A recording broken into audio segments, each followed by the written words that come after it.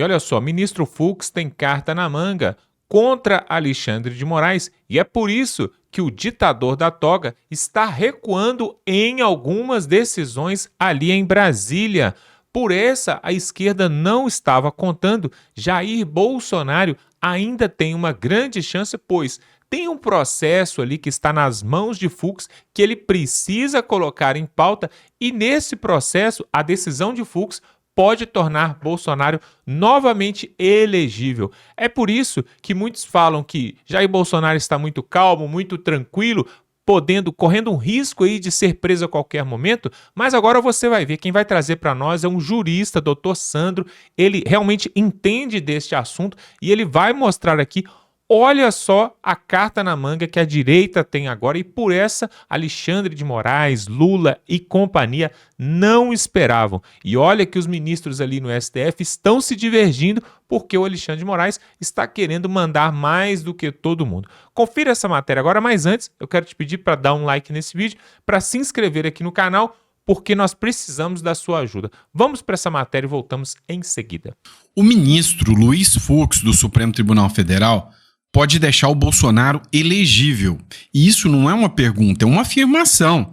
O Estado de Minas, numa matéria, relembrou que tem um recurso do Bolsonaro nas mãos do Fux. E até então, já era ignorado esse recurso, que já está há quase um ano na mão do Fux, mas ninguém acreditava que o Fux poderia divergir do ministro Alexandre de Moraes. Só que agora parece que ele resolveu divergir. Mudou o posicionamento. Outra questão também que a gente vai discutir ainda nesse editorial é uma matéria do Metrópolis. Um advogado pediu que a Procuradoria-Geral da República abra uma investigação, com possível até uma ação penal, contra quem? Ministro do Supremo Tribunal Federal, Alexandre de Moraes, por uso de voos da FAB para poder assistir jogo de futebol. Será que vai ter investigação? Também vamos falar de uma derrota que aconteceu, novamente falando sobre o ministro Alexandre de Moraes, é tema da revista Oeste, teve uma nova audiência com o Ministério Público da Espanha. E ali no Ministério Público da Espanha mandou arquivar uma ação do ministro Alexandre de Moraes que corria lá na Espanha sobre um jornalista, né? E aí a coisa está ficando cada vez mais tensa. Como a gente citou o Fux aqui, tem uma matéria da Gazeta do Povo que diz que o Fux só desencabeçou uma manada que quer ir contra o Alexandre de Moraes. A matéria da Gazeta do Povo diz que, além do ministro Luiz Fux, outros ministros do STF também querem bater de frente, não estão satisfeitos com o Supremo Tribunal Federal e cogitam, inclusive, diminuir as penas dos presos do 8 de janeiro.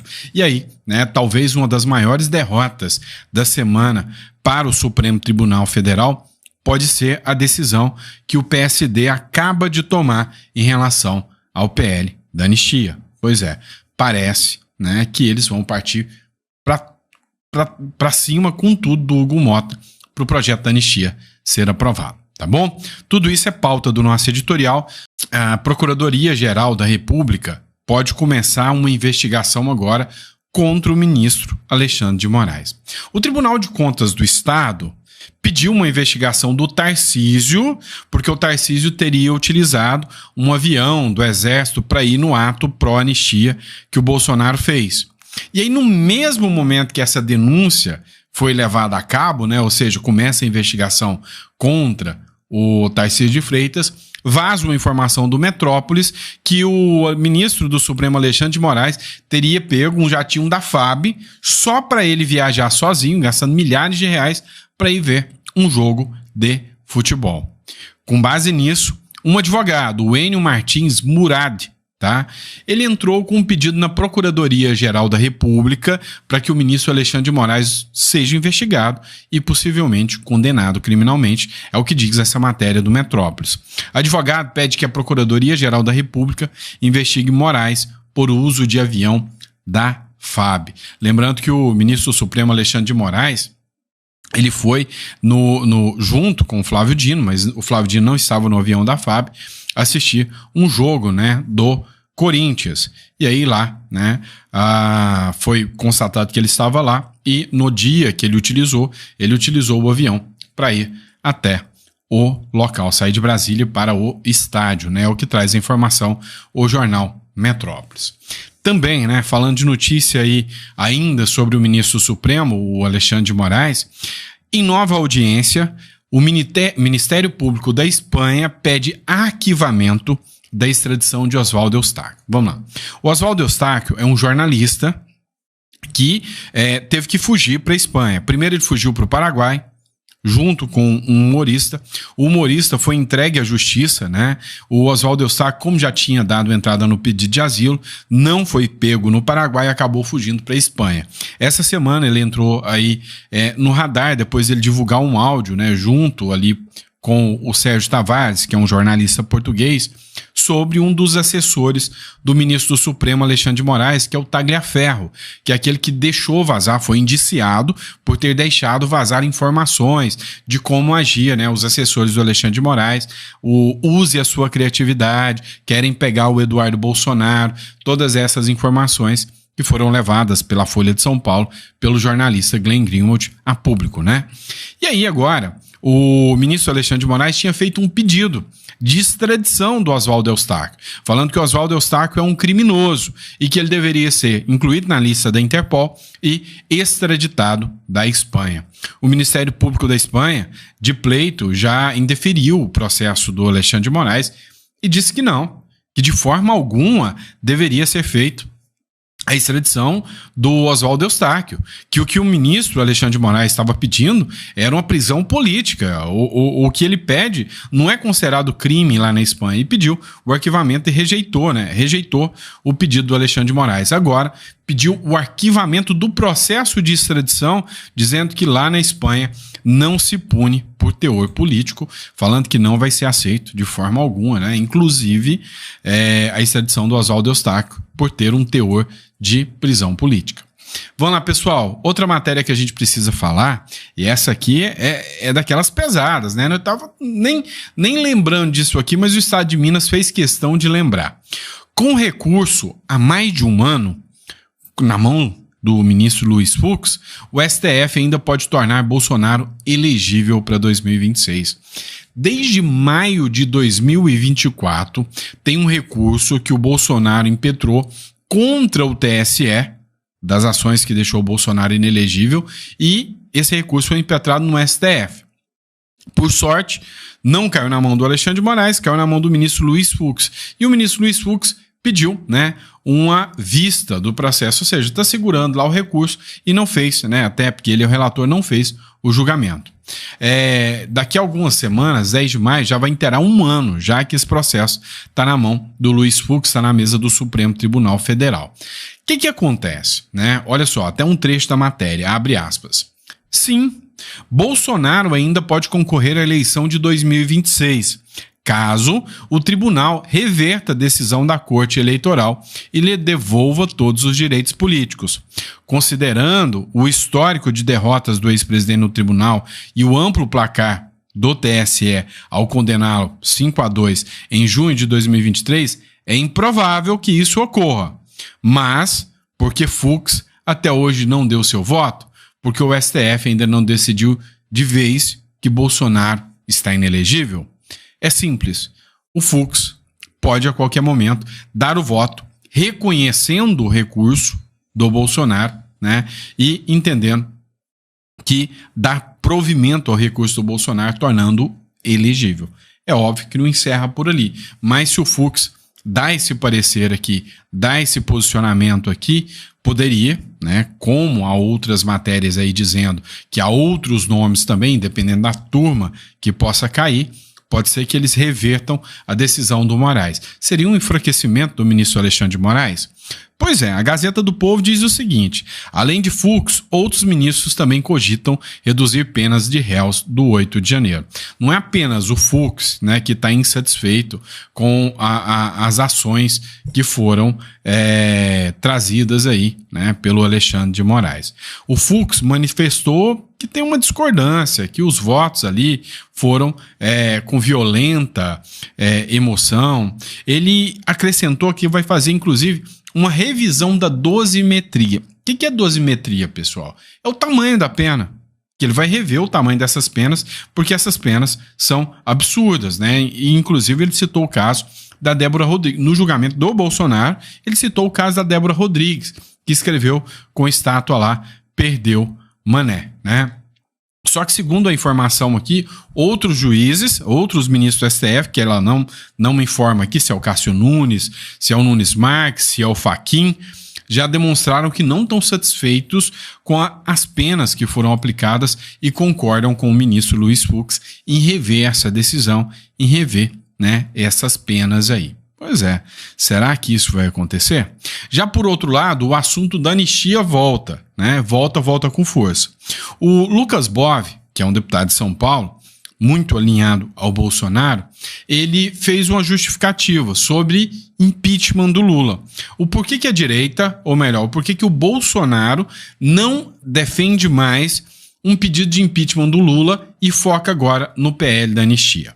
A aposta aqui é que o Bolsonaro quer tentar a aprovação do PL da anistia, forçar uma revisão de todas as decisões do Supremo Tribunal Federal para que ele possa voltar a estar inelegível e vencer o Lula nas urnas. Nas urnas. Olha só o que diz aqui o Lucas Bov. Não há condições políticas hoje de se levar adiante o impeachment nas duas casas, na Câmara dos Deputados e principalmente no Senado. Portanto, a ideia aqui não é que somos contra o impeachment do Lula, é que simplesmente nós não vamos mobilizar a população às ruas para fazer um barulho sobre algo que a gente sabe que, infelizmente, pelo menos no momento, é impossível de acontecer. O projeto de anistia, por sua vez, ele é totalmente plausível, viável e é a prioridade para que a gente possa liberar os mais de 150 presos políticos de 8 de janeiro. Essa é a prioridade da direita, para que os filhos órfãos de pais vivos voltem a ter o contato com seus pais. O presidente do PSD, o secretário Gilberto Kassab, já disse que o PSD apoia o projeto da anistia, então os partidos estão se articulando nesse sentido e é uma pauta efetiva para que a gente libere as mais de 150 famílias que estão separadas há bastante tempo. Pois é, você não ouviu direito. O presidente do PSD literalmente disse que já apoia a anistia. E não só ele. Olha só, a pressão está grande para aprovar esse projeto da anistia, o que vai ser um respiro para o Bolsonaro, porque é óbvio que vai alcançar o Bolsonaro também. Matéria da conexão política aqui. Os governadores se unem em favor da anistia e confirmam ida à Avenida Paulista. Abre aspas, a hora de lotar é agora. Os organizadores do ato marcado já disseram, né, que vários governadores vão comparecer. Entre os nomes confirmados estão nomes considerados de presidenciáveis, que é o caso que a gente pode citar o próprio Tarcísio, o próprio Ratinho Júnior também. Entre os governadores que já confirmaram, já disseram, tô junto, inclusive o Zema fez um vídeo, você deve ter assistido no último editorial aí das 4 horas da tarde, fez um vídeo e nesse vídeo ele começa um movimento pela anistia, que foi muito bom. Mas tá lá o Tarcísio de Freitas, parabéns ao Tarcísio, o Romeu Zema, o Jorginho de Mello, o Cláudio Castro do PL, parabéns a todos, e o Mauro Mendes do União Brasil. O Eduardo Riedel do PSB do Mato Grosso do Sul também é esperado, ainda não está confirmado. Uma figura, né, que já declarou apoio à anistia e tem tentado ir, falou que vai tentar ir, foi o Ratinho Júnior. Agora, vergonhosamente, quem ainda não declarou um apoio aberto a esse projeto da anistia foi o governador do estado de Goiás, o Ronaldo Caiado. E aí, o cara que até poucos dias, nas eleições de 2024, era o algoz do bolsonarismo e da direita, porque é o cara do partido do Pacheco, que não pautava o impeachment, agora vira aliado, que é o Kassab. Olha só o quanto a política é louca, e eu acho que você está começando a entender que nada é absoluto na política, né? Não existe nada absoluto na política. Antes, quem era seu inimigo agora passa a ser o seu aliado. Quem era seu aliado, daqui a pouco é seu inimigo. A política é assim. Mas você tem que entender que a política gira em torno de ideais, né? Você pode até não ter mais um aliado, mas você ainda tem ideais, né? E na hora que esses ideais convergirem, Você vai andar do lado dessa pessoa. O PSD do Kassab e o PP do Arthur Lira anunciaram um apoio à anistia humanitária e pressionaram Mota para pautar a votação no Congresso. Pois é, o vice-líder do PSD na Câmara já prestou, né, a declaração com muita pressão, que é o Rayon Stefani, que é do Paraná. Ele já declarou aqui, assim como o PP também, do Arthur Lira, também já declarou, né, apoio aí. Abre aspas. Hoje, a maioria da bancada do meu partido apoia a anistia. E apoiamos porque não houve golpe de Estado, porque é uma injustiça muito grande e porque as pessoas estão presas indevidamente, condenadas a 15, 16, 20 anos de prisão, quando no máximo poderia individualizar a pena e prender sobre questões de vandalismo, disse o Stefanes, citando ali o caso da Débora também. Então, assim, a única coisa que nós podemos fazer é parabenizar o cara, ir nas redes sociais do cara, dizer para ele que ele tá certo, que o caminho é esse mesmo, para mostrar força e incentivo, né, pro pessoal que tá dando apoio. E aí, outra matéria do Conexão Política aqui, o Kassab recebe aplausos da direita, cresce nas redes sociais após PSD apoiar a anistia e gera mal-estar na esquerda. Pois é, a reaproximação do Centrão com o Bolsonaro tem gerado incômodo na esquerda. E a gente tem que entender isso, tá? Por mais que a gente é crítico, agora o momento brasileiro é crítico, né? Então, eu mesmo fui um crítico nas eleições de 2014, né? De 2024, perdão.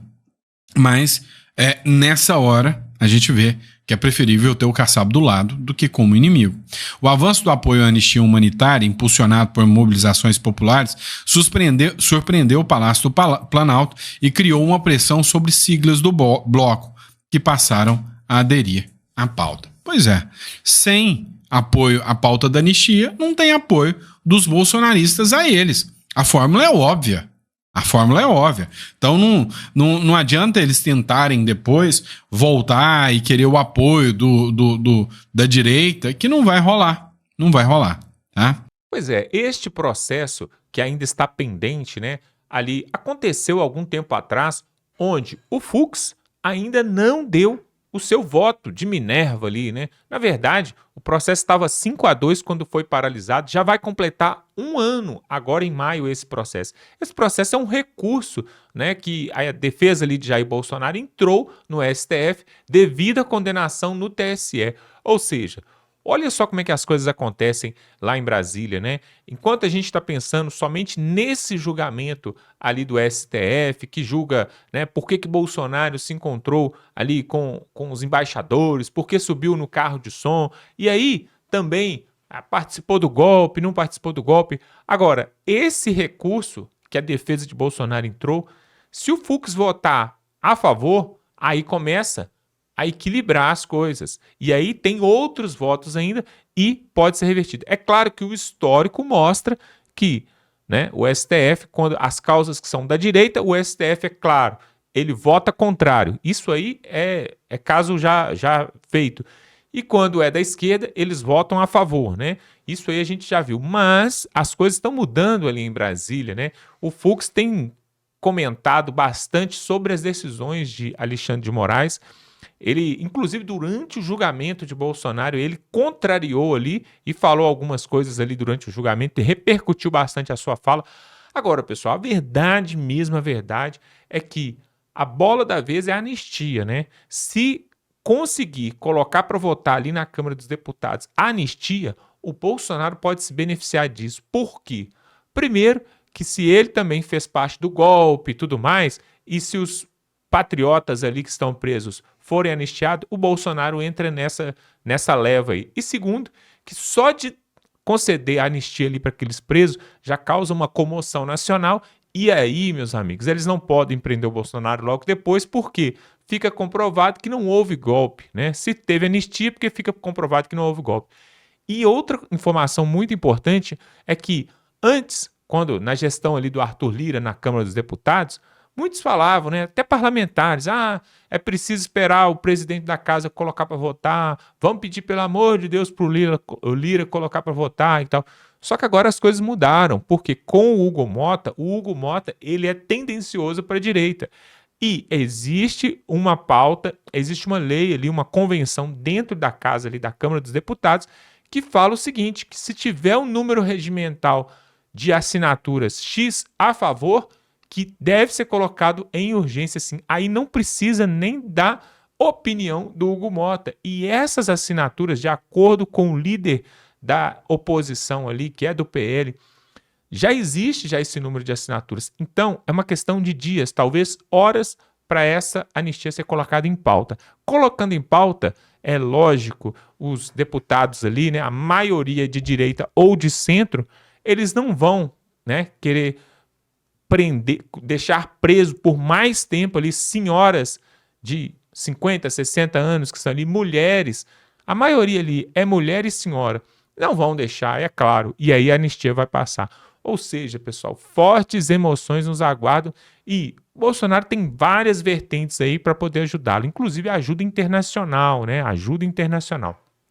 Quero que você coloque aqui nos comentários também sobre o dia 6 de abril. Dia 6 de abril, manifestação na Avenida Paulista. Você vai participar? Você é a favor desse movimento? E aí, será que esse movimento faz algum barulho ali no STF ou eles estão pouco se lixando? Pode ir para as ruas que eles não estão nem aí. E o povo? O povo, será que o povo ainda está com medo? Porque se você parar para pensar, depois das eleições de 2022, onde o Lula ganhou as eleições ali com mais de 63 milhões de votos, e nós estamos procurando até agora cadê esses 66 milhões de votos, porque quando o Lula sai na rua não aparece. O que a gente quer saber é o seguinte, pessoal, o Bolsonaro, ele tem várias chances de se livrar aí dessa condenação.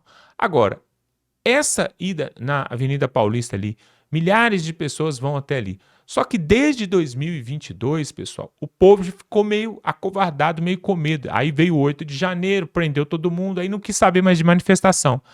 Então, essa está sendo a quarta manifestação depois das eleições de 2022. Apenas a quarta. Ou seja, passaram-se 3 anos e o povo foi às ruas somente 3 vezes e agora vai pela quarta vez. É preciso intensificar esses movimentos, porque senão a direita vai ficar adormecida, né? E aí, pessoal, é aquela velha história, né? Se os bons se calarem, os maus tomam conta. O problema não é o barulho que os maus fazem, o problema é o silêncio dos inocentes. E isso nós não podemos deixar, e é por isso que eu quero te pedir para compartilhar esse vídeo. Clica aqui, ó, pega o link, manda no grupo da família, grupo do WhatsApp. Vamos fazer barulho, pessoal, porque quando a esquerda quer, eles fazem barulho e eles apoiam. Inclusive, saiu agora uma nota aí falando que o Felipe Neto iria se candidatar para presidente da República. Aí virou bagunça, né? Felipe Neto que ajudou o Lula a ser eleito em 2022, né? E agora pulou fora do barco, porque ele viu que está péssimo esse governo, e agora ele se coloca como uma opção para presidente. Será que é verdade mesmo? Ou ele está somente blefando? Coloca aqui nos comentários, eu quero saber a sua opinião sobre 2 futuros candidatos à presidência do Brasil em 2026. Gustavo Lima, o cantor, e o Felipe Neto. O que você acha desses dois? Será que isso é zombaria com o povo ou é verdadeiro mesmo? O que você acha? Dá um like nesse vídeo e tamo junto.